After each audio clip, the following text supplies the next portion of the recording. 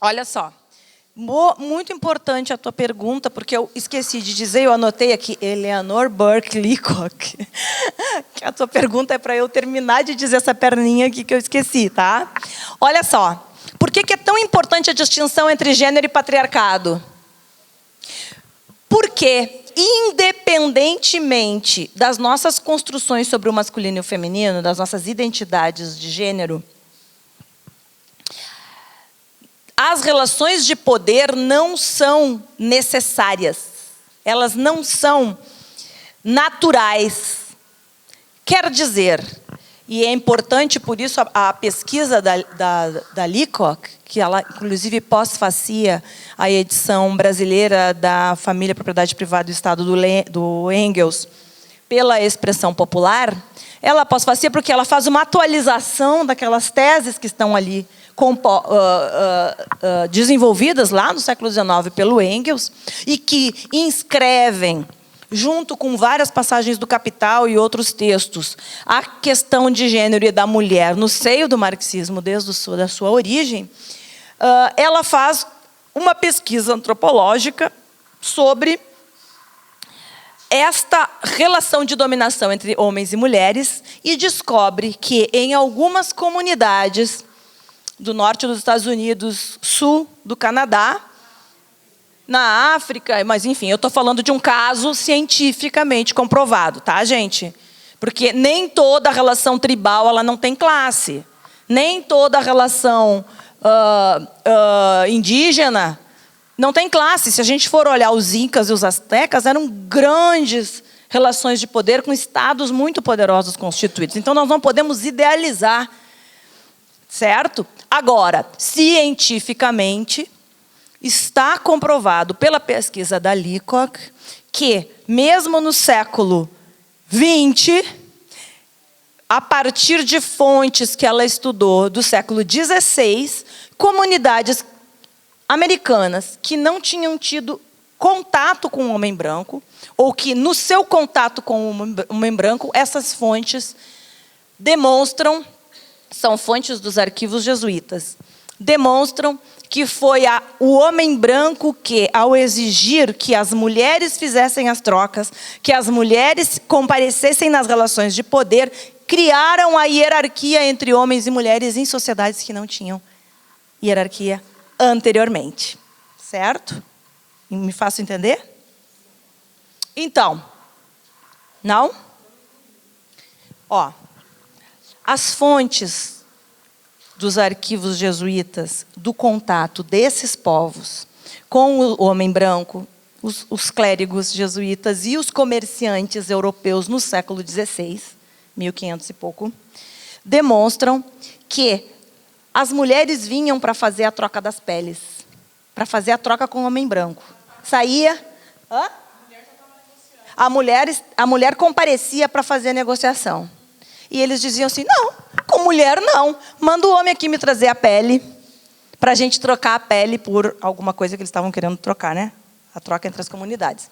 E, aos poucos, esta relação foi construindo uma relação de poder dentro da comunidade, em que só os homens podiam fazer essas trocas, que eram muito almejadas pelo grupo.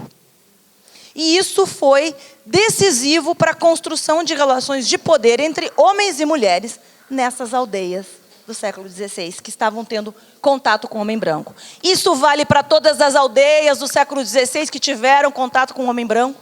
Não. Não vale para os incas, não vale para os astecas, não vale para os... enfim, poderia citar uma série de... Certo? Só para a gente não idealizar. Essa mesma lógica do capitalismo, ela faz o mesmo sentido quando a gente fala de raça. Porque a concepção... Isso, mas é raça que nós estamos falando. Porque os indígenas também são racializados.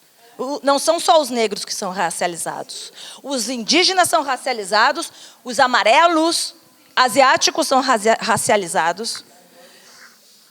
As peles vermelhas, portanto, amarelas e negras, certo? Tudo que não é branco é racializado. Então, quando a gente está falando de racismo, e sobretudo quando a gente fala de racismo na América Latina e no Brasil, a gente está falando desta relação de discriminação do outro, étnica e culturalmente diferente do homem branco, tá? Sendo que no Brasil a relação com o povo negro tem uma importância relativa muito maior do que embora não seja mais oprimido do que o indígena, mas atinge um percentual da população muito importante em relação ao que é, por exemplo, a América, boa parte da América indígena. Com exceção de Cuba, com exceção, né? A gente sabe que a escravidão pega sul dos Estados Unidos, Cuba e lugares específicos na Venezuela, na Colômbia, onde a gente vai ter relações de escravidão africana, cumprindo um papel fundamental na transição para o capitalismo, e não o trabalho tributário indígena, que foi fundamental na América indígena, vamos dizer assim, tá? Originária. Por isso que eu quero falar de expropriação dos meios de produção com as suas especificidades. Marx descreve a acumulação primitiva como um processo de separação dos produtores diretos,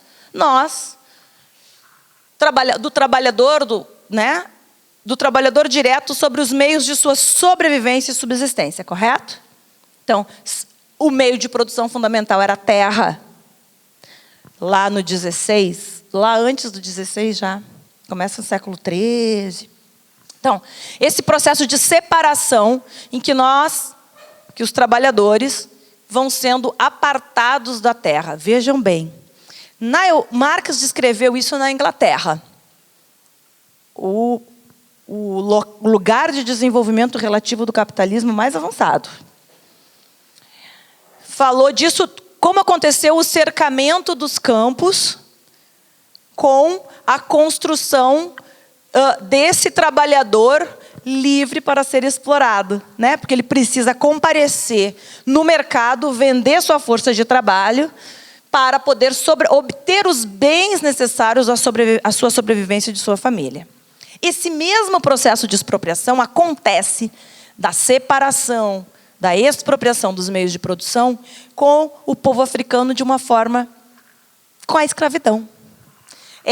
A desterritorialização do africano trazido para a América significa o afastamento dele dos seus meios de produção, onde ele vivia, se reproduzia, certo? A ele e a sua família. E aqui foi ainda mais brutal, neste caso do povo africano, porque ele foi também retirado da sua cultura, porque ele foi todo disperso e separado de forma violenta. Então, houve aí um processo todo de expropriação cultural, né? Junto. E os indígenas?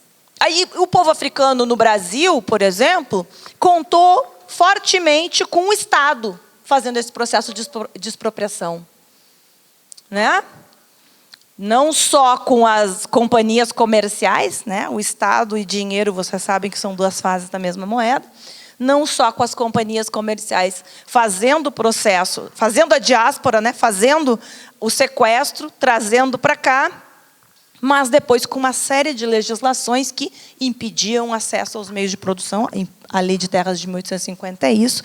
E uma série de legislações do século XIX que a historiografia marxista tem feito grandes avanços, fez grandes avanços ao explicar, certo?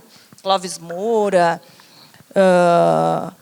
Caio Prado, enfim, são autores que nos ajudam muito a entender o processo de expropriação e de restrição, lei de vadiagem, né, já na transição para o trabalho assalariado. Então, todo o papel do Estado nesse processo aqui, tanto aqui quanto lá nos cercamentos. Criando as leis, né? As leis que vão regularizando, regulamentando o processo de expropriação. E criando o mecanismo social que vai nos conduzir à generalização do trabalho assalariado.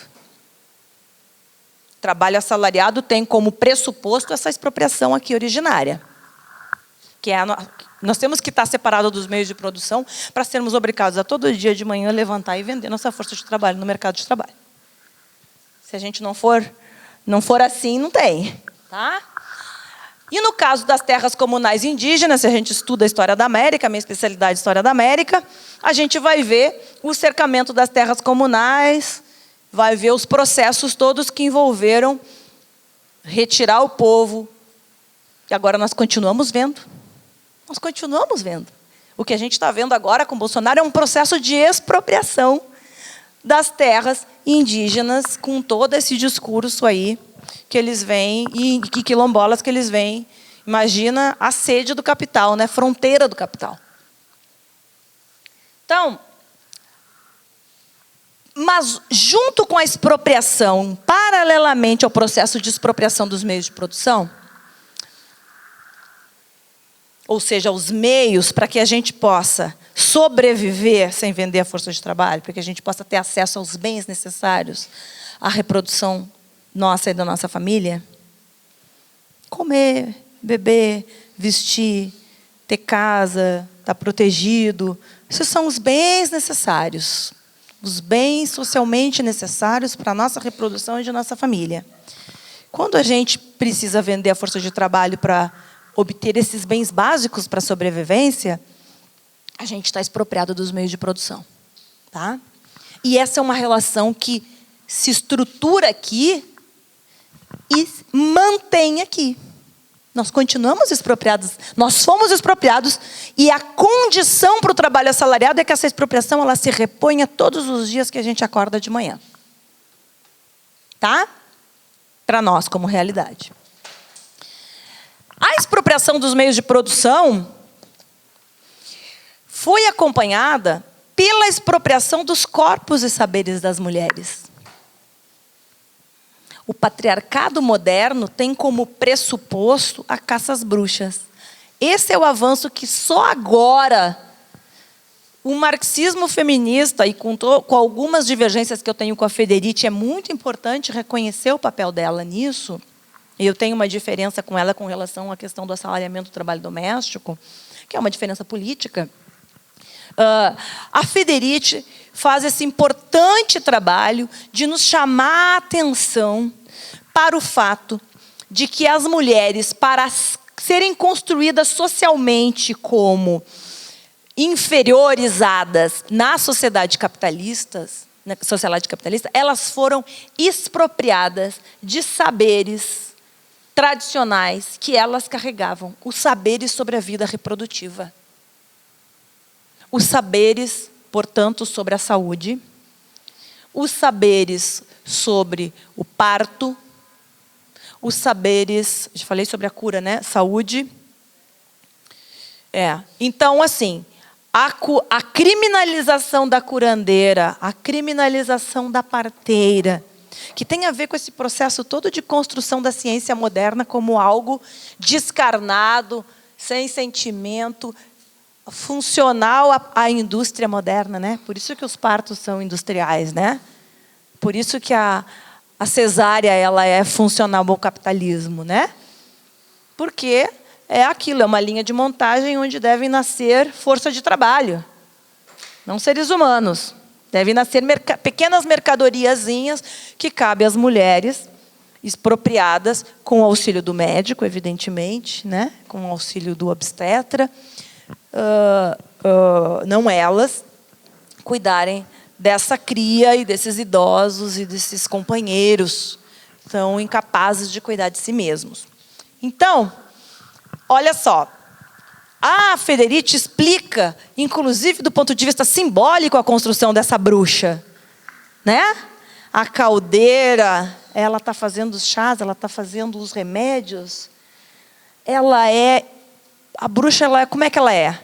Ela é uma mulher de idade. Ela tem um narigão, ela tem uma verruga no nariz, ela tem uma vassoura, ela tem um chapéu preto, né? A figura típica da bruxa, vocês sabem disso, eu só estou reforçando aqui. Ela é, portanto, aquela que cura.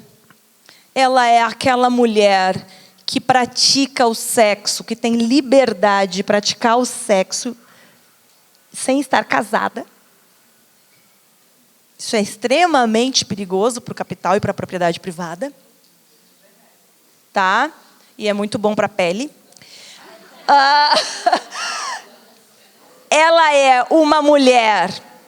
E o que diz que ela é sexualmente ativa? Qual é o símbolo da sexualidade ativa da mulher bruxa? Gente, a vassoura. Aí eu falo. Ela está sempre com o falo ali, à disposição da sua alegria, né? Então, essa mulher bruxa, essa mulher que é criminalizada, é essa mulher que exerce o prazer em todas as idades, mas sobretudo na idade não reprodutiva, porque aí fica muito feio. Isso.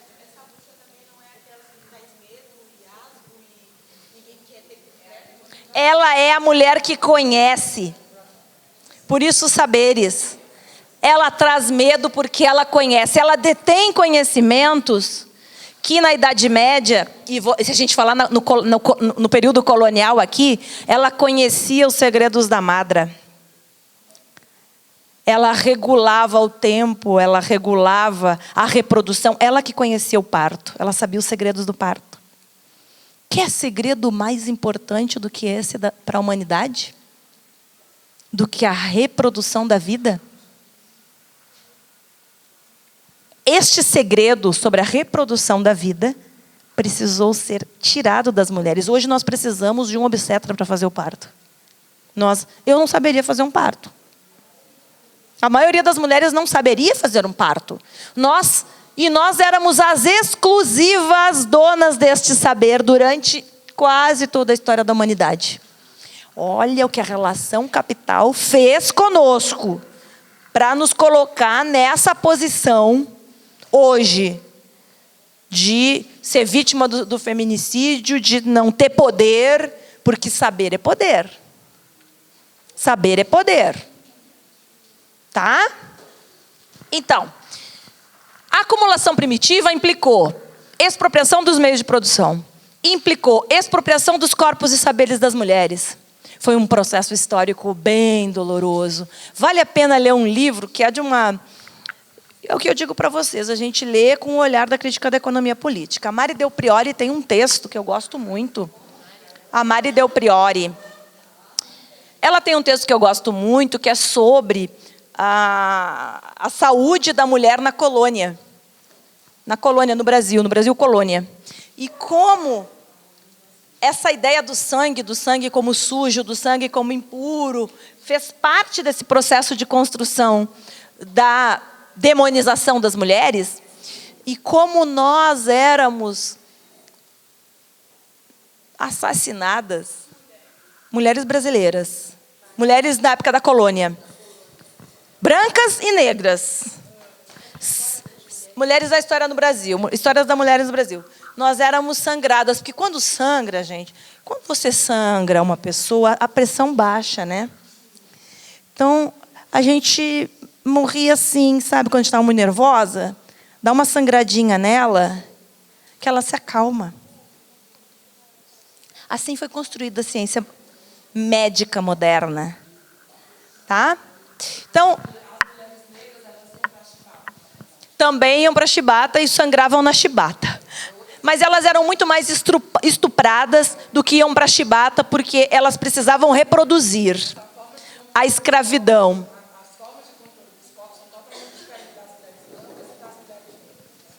É totalmente diferente na opressão, mas tem elementos comuns também, certo? A violência, ela comparece como um elemento comum.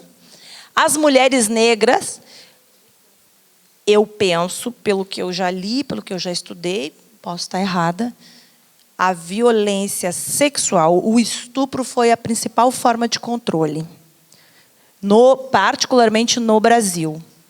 Tá? Eu vejo assim, porque a reprodução da escravidão passava também por produzir novos escravos, mesmo que fossem filhos do Senhor, né?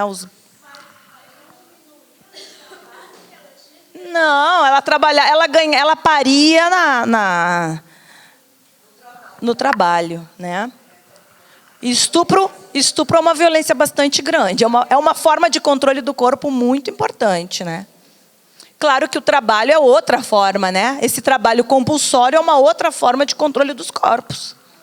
A minha observação é que, Pois não. embora nós estejamos falando de um momento onde todas as mulheres eram tolhidas, né? Até hoje todas as mulheres são, né? Assim, inclusive em forma de lei, né? Há uma diferença, inclusive, no próprio entendimento das mulheres negras. Primeiro que as mulheres negras legalmente nem eram consideradas gente. Exato, nós vamos chegar nisso aí agora.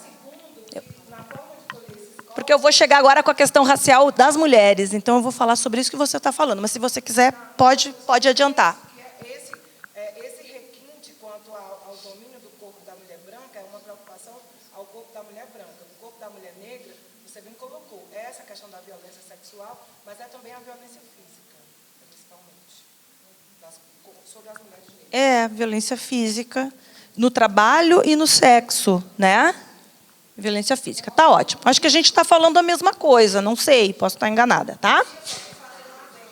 Tá, é que agora eu vou incorporar a determinação raça e vai comparecer essas distinções que você está preocupado em fazer, que é muito importante que a gente faça, porque também vai implicar numa distinção que é da classe. Por isso que é tão importante, né? Olha lá. No caso desta relação da racismo e escravidão. Racismo e escravidão. A escravidão é a relação, a escravização do povo negro nas Américas. É a relação que constrói materialmente o racismo como uma categoria que vincula a cor de pele à escravidão. Cor da pele e cultura étnico-racial e escravidão. Por quê? Porque todas as sociedades mercantis, todas as sociedades que tiveram moeda, experimentaram relações de escravidão. Roma escravizava os povos que dominava por dívida, por espólio, por uma série de relações.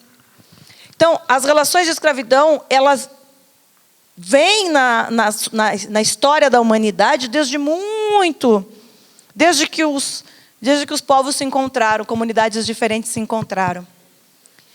Só que a escravização de seres humanos ganha uma proporção tal na modernidade como nunca tinha acontecido na história. Uma proporção, uma violência, uma qualidade diferente.